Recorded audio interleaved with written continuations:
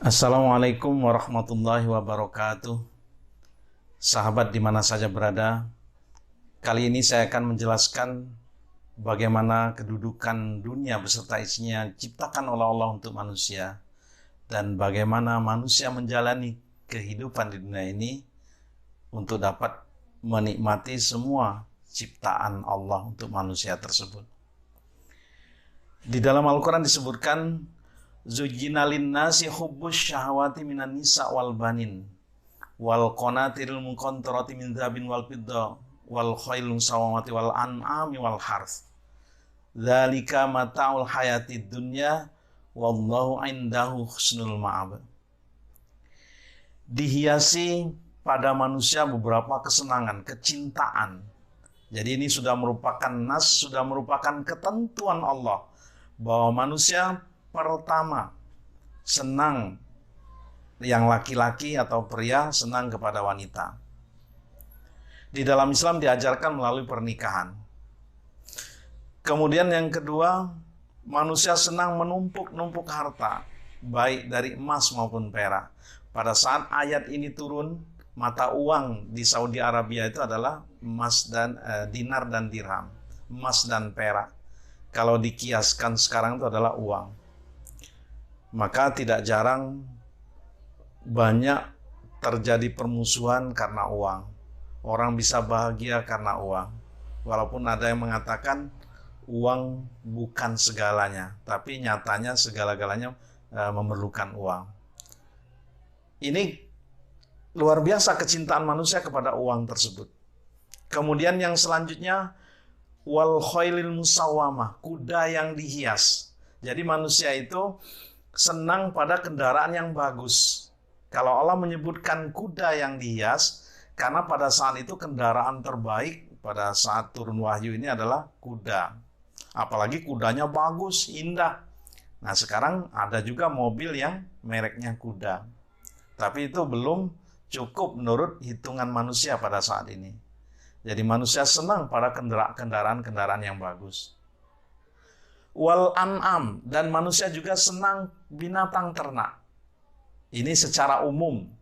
Jadi kalau ada sebagian manusia yang tidak senang kepada binatang, itu pengecualian. Tapi secara umum manusia senang kepada binatang ternak yang bagus-bagus. Maka kita bisa lihat di rumah-rumah tangga yang mereka tidak begitu luas punya halaman, dia masih bisa memelihara kucing, memelihara burung, memelihara kelinci dan lain sebagainya. Karena itu adalah wujud kecintaan manusia yang diciptakan oleh Allah. Manusia senang kepada binatang ternak. Kemudian manusia senang kepada walhars, tanaman, tumbuh-tumbuhan. Ini bisa kita lihat kalau di perkampungan atau di desa, orang senang berkebun, ya macam-macam, ada sayuran, buahan dan lain sebagainya. Tapi di kota yang tanahnya sempit, mereka memanfaatkan halaman yang sempit itu untuk berbagai macam tanaman. Kalau perlu dibonsai, ditaruh di pot, ya, dipupuk dengan baik sehingga buahnya juga bisa dimanfaatkan. Sebenarnya tidak terlalu banyak buahnya, tapi kesenangannya itu yang membuat ya dia merasa bahagia. Tapi Allah sebutkan zalika mata'ul hayatid dunya wallahu indahu husnul ma'ab. Semua itu adalah kesenangan dunia dan di sisi Allah itu adalah sebaik-baiknya tempat kembali. Maksud ayat ini, silakan kita cinta kepada apa yang telah diciptakan Allah untuk kita. Yang laki-laki senang kepada perempuan, yang perempuan senang pada laki-laki, tapi jangan sampai melanggar. Jangan sampai melampaui batas. Silakan Anda menumpuk-numpuk harta, tapi ingat bahwa kita diperintah di dunia ini adalah untuk ibadah kepada Allah. Seperti di dalam surat Az-Zariyat, Allah berfirman, "Wa ma khalaqtul jinna wal insa illa liya'budun." Saya tidak menciptakan jin dan manusia kecuali hanya untuk ibadah kepadaku. Nah sekarang bagaimana kita memanfaatkan kesenangan yang memang sudah diciptakan oleh Allah untuk manusia dalam kehidupan kita sehingga kita mendapatkan ridha Allah. Sehingga pada saat nanti kita kembali kepada Allah, kita mendapatkan tempat terbaik yaitu sorga. Kalau tadi kembali kepada ya senang wanita, ya silakan Anda lakukan itu dengan pernikahan, tidak boleh berzina. Ya. Kemudian senang uang, silakan diniatkan untuk ibadah. Kalau pada saat ini saya memiliki uang yang banyak, saya bisa membantu fakir miskin, sehingga dengan kekayaan yang diberikan oleh Allah kepada kita dapat mengangkat derajat di dunia maupun di akhirat. Di dunia dia terhormat, dia disenangi banyak orang, di akhirat nanti dia dimasukkan Allah ke dalam surga yang mulia yang tinggi. Atas kebajikannya, dia bisa memanfaatkan harta yang diberikan oleh Allah kepadanya. Kemudian senang kendaraan, tidak dilarang kita memiliki kendaraan yang bagus, tapi diniatkan untuk ibadah kepada Allah. Kalau saya mau Jumatan, tempatnya tidak begitu dekat dengan rumah saya, sehingga saya bisa naik mobil yang nyaman, yang enak, yang indah, yang bagus. Saya bisa berangkat ke masjid untuk melaksanakan sholat Jumat dengan baik, tidak kepanasan dan tidak kehujanan. Bahkan mungkin kita bisa membantu orang lain saat diperlukan kendaraan kita untuk kemaslahatan umat. Begitu juga kita senang kepada binatang ternak, tumbuh-tumbuhan, dipersilakan. Tapi bagaimana caranya? Ya kalau dia pelihara binatang ternak, saatnya sudah harus mengeluarkan zakat, dikeluarkan zakatnya. Begitu juga tanaman-tanaman yang dilakukan oleh manusia, hasilnya itu juga dipergunakan untuk membela agama Allah, agar kita mendapatkan derajat surga yang tinggi di sisi Allah. Sehingga kita tidak tertipu dunia. Seperti apa yang dinyatakan dalam penghujung ayat itu, wamal hayatad dunya illa mata'ul ghurur. Tiadalah kehidupan dunia kecuali kesenangan yang menipu. Ya. Kita jangan sampai tertipu oleh dunia. Selanjutnya di dalam ayat lain disebutkan, ya'lamu annamal hayatad dunya la'ibun walahun wa zinatun wa tafakhurum bainakum wa takatsurum fil amwali wal aulad. Ketahuilah oleh kamu sekalian, tiadalah kehidupan di dunia ini kecuali lahan dan main-mainan. Wa zinatun dan perhiasan. Semua manusia senang kepada gemerlap indahnya dunia. Bahkan semakin diperbanyak mendapatkan dunia, mencari dunia, maka semakin cinta dia kepada dunia. Maka disebutkan juga di dalam hadis, ya, penyakit umat itu adalah ya hubud dunya wa karahiyatul maut. Cinta kepada dunia dan benci pada kematian.